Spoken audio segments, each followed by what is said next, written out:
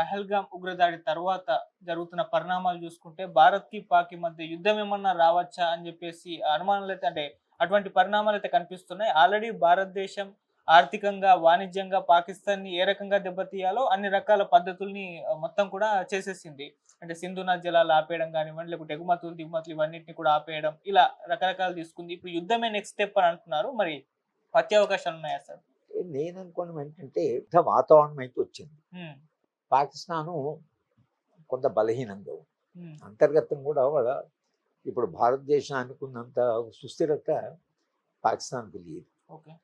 వాళ్ళు దాంట్లో సైన్యం ఒక ప్రధానమైనటువంటి రాజకీయ శక్తిగా ఎదిగింది వాళ్ళ దేశం. మనది ఇంకా సైన్యము రాజకీయాల వైపు రాలేదు. వాళ్ళు కేవలం వాళ్ళ బాధ్యత నిర్వహిస్తున్నారు కానీ పాకిస్తాన్‌లో సైన్యం అధికారంలోకి వచ్చింది. మళ్ళీ అధికారం నుంచి దిగిపోయింది. హ్మ్. ఇది దాగుడుమూతలు పౌర సమాజానికి, రాజకీయ సమాజానికి, ఆర్మీకి జరుగుతున్నది. ఓకే. ఆర్మీకి ఏంటంటే మళ్ళీ అధికారంలోకి రావాలంటే కొంత యుద్ధ వాతావరణం ఉంటే వాళ్ళ అంటే శక్తి వాళ్ళది రోల్ పెరుగుతుంది. వాళ్ళ ప్రభావం పెరుగుతుంది రాజకీయాల్లో. ఇంపార్టెన్స్ కూడా పెరుగుతుంది. కనుక army chief Pakistan army chief చేస్తున్న స్టేట్మెంట్స్ ఏవైతున్నాయో హ్మ్. అది నేను అనుకోవడం ఇప్పుడున్న పరిస్థితిలో వాళ్ళు చేయవలసింది కాదు. మేము అది చేస్తాం అవును. మాకు న్యూక్లియర్ పవర్ ఉంది కాబట్టి హ్మ్. మేము న్యూక్లియర్ పవర్ కూడా ఉపయోగించడానికి వెనుకాడం అది అని వాళ్ళు అంటున్నారు.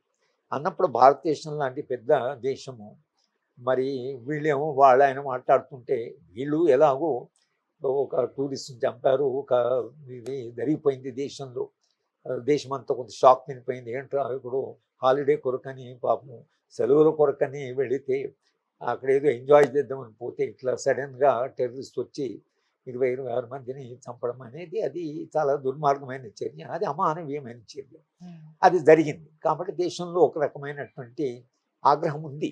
ఓకే. సమాజంలో అంతర్లీనంగా ఒక ఆగ్రహం ఉంది. ఏంటి అసలు మన దేశానికి వచ్చి వాళ్ళు కనుక ఈ ఈ ఆగ్రహాన్ని ప్రభుత్వము ఎలాగైనా దాన్ని అడ్రస్ చేయాలి కదా. అడ్రస్ చేయాలి కాబట్టి వాళ్ళు మా చర్యలు తీసుకోవాల్సినవి తీసుకున్నారు. నీళ్లను ఆపడం కానీ, ట్రేడ్‌ను మొత్తంగా బ్యాన్ చేయడం కానీ, అవును. ఇవి కొంత చేశారు. చేసినా నిజంగా ప్రజల ఆగ్రహము చల్లారినట్లేనా, లేక ఏం ప్రభుత్వాలు ఒకడు వాడేమో అట్లా మాట్లాడుతుంటే ఏమిటి అనే దానివల్ల భారత ప్రభుత్వం కూడా యుద్ధ తయారు కావడం అనేది జరుగుతున్నది. కానీ పాకిస్తాన్‌కు, భారతదేశానికి యుద్ధము జరగాలంటే అది కేవలం ఈ 2 దేశాల మీదే ఆధారపడింది. ఇది అంతర్జాతీయమైన సమస్య. దీంట్లో అమెరికా పాత్ర ఏముంటుంది, హ్మ్.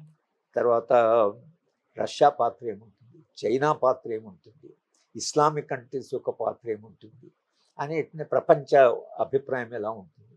ప్రపంచము డెఫినెట్గా ఈ ఈ చర్య ఏదైతే జరిగిందో హేయమైన చర్య దానికి సానుభూతి కానండి, కాదు భారతదేశంతో సాలిడారిటీ అనేది ప్రపంచవ్యాప్తంగా ఒక రకమైనటువంటి సపోర్ట్ భారతదేశంకి వచ్చింది.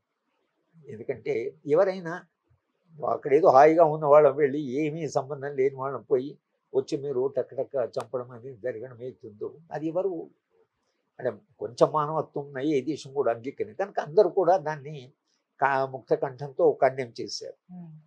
ఖండించేశారు కానీ యుద్ధానికి పోవాలంటే చైనా గట్టిగా పాకిస్తాన్తో నిలబడింది అనుకో. అప్పుడు ఏమవుతుంది, భారతదేశం చైనా డెఫినెట్గా ఆర్మీలో మనకంటే చాలా బలంగా ఉంది. హ్మ్. ట్రంప్ ఏం చేస్తాడో తెలియదు. ఇప్పుడు ట్రంప్ పరిస్థితి ఎట్లా ఉంటుందంటే ఆయనకు కేవలం వ్యాపారస్తుడు ఆయన, ఈజ్ నాట్ రాజకీయ నాయకుడు కాదు. ఓహ్!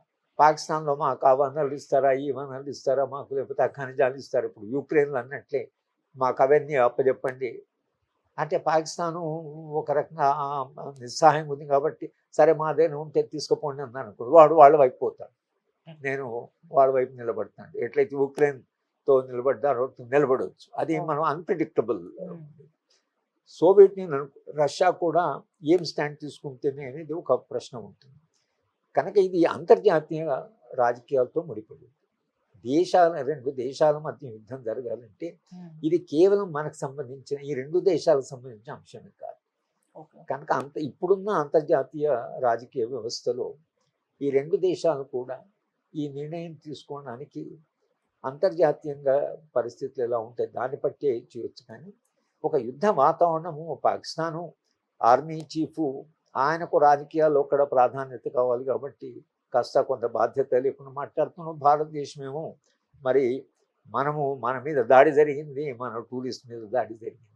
ఇది రెండవ అంశం ఏంటంటే అసలు ఇంత వేల ఆర్మీ ఉండి, ఇంత ఇంటెలిజెన్స్ ఉండి, తర్వాత వీళ్ళు టూరిస్ట్ అక్కడ ఉన్నప్పుడు సెక్యూరిటీ కాశ్మీర్లో శాంతి వచ్చిందని ప్రభుత్వము రిపీటెడ్గా చెప్పారు కాబట్టి ఈ వాళ్ళు 150 కిలోమీటర్ల దూరం మన బార్డర్ 150 కిలోమీటర్లు దాటి వాళ్ళు ఆర్మ్స్తో ఇక్కడ పహల్గాం దాకా వచ్చి ఇంతమందిని ఫైర్ చేయడం అనేది అవుతుందో ఇది ఎట్లా అసలు భారత ప్రభుత్వం ఇది నెగ్లిజెన్సా లేకపోతే ఇంటెలిజెన్స్ ఫెయిల్యూరా అనే చర్చ కూడా జరిగారు. యుద్ధమా లేకపోతే పాకిస్తాన్ ఇదేంటి పనిష్మెంట్ ఫర్ వాట్ హ్యాపెండ్. 20 మంది చంపారు, దేశంలో ఆగ్రహం ఉంది, మీరు యుద్ధం చేసి మాత్రం ఏం చేస్తారు, కొంత అటువైపు నష్టం జరుగుతుంది, కొంత ఇటువైపు నష్టం జరుగుతుంది. కానీ మన సెక్యూరిటీ మన ఇదైతుందో మన భద్రత దీని గురించి కూడా చాలా సీరియస్గా చర్చ జరుగుతుంది. ఎట్లా రాగలిగారు, మనం ఎక్కడ ఫెయిల్ అయ్యాము, పోరస్ బార్డర్ ఎక్కడ ఉంది, 150 కిలోమీటర్లు ఎట్లు వచ్చారు, 150 కిలోమీటర్లు వచ్చి దగ్గరనే ఆర్మీ ఉంది, అయినా వీళ్ళు 26 మందిని చంపి మళ్ళీ ఇప్పటికి వాళ్ళు దొరకలేదని అంటున్నారు.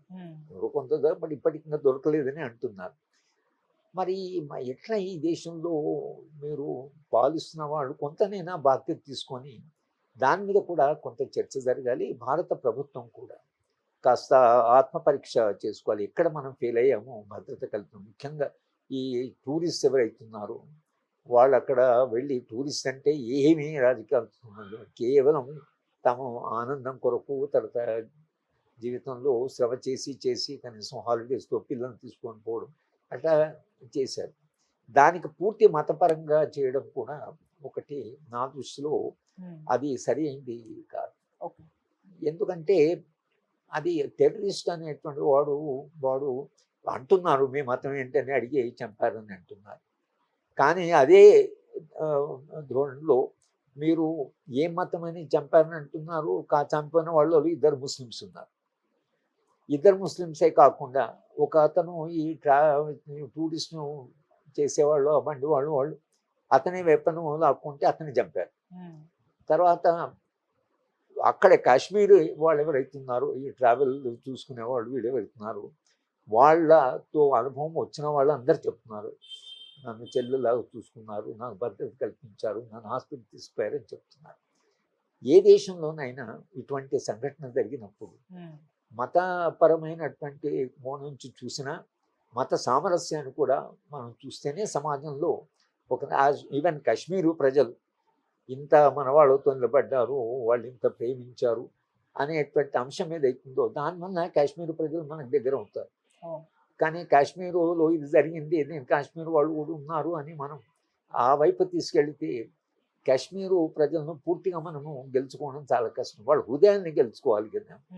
కనుక మనము లీగల్గా ఆర్టికల్ 370 తీసేసాము, వాళ్ళ ప్రత్యేక రాష్ట్ర ప్రతిపత్తి తీసేసాము. సరే, అవన్నీ చాలా కాలంగా భారతీయ జనతా పార్టీ ఎజెండా ఉన్నాయి, మీరు చేసినాక మరి ఆ కాశ్మీర్ ప్రజలు మనలో భాగం కావాలన్నప్పుడు కాశ్మీరీ ప్రజల్లో ఉండే ఈ మంచితనాన్ని కూడా గుర్తించి దానికి ప్రచారం చేయాలి. కాశ్మీర్ వాళ్ళు ఎంత మంచివాళ్ళు, మన వాళ్ళని ఆదుకున్నారు, కాశ్మీరు మనవాళ్లే కాబట్టి మన వాళ్ళని ప్రేమించారు కాబట్టి, కాశ్మీర్లో భారతదేశాన్ని ప్రేమించే వాళ్ళు ఉన్నారు కాబట్టి కాశ్మీరు మనకు ఒక వాళ్ళంతా మనవాళ్ళే అనేటువంటి ప్రచారం చేయడం వలన దీర్ఘకాలికంలో కాశ్మీరుని మనం లీగల్గా కాన్స్టిట్యూషన్ కాకుండా మారల్గానే కాకుండా పొలిటికల్గానే కాకుండా మనము వాళ్ళని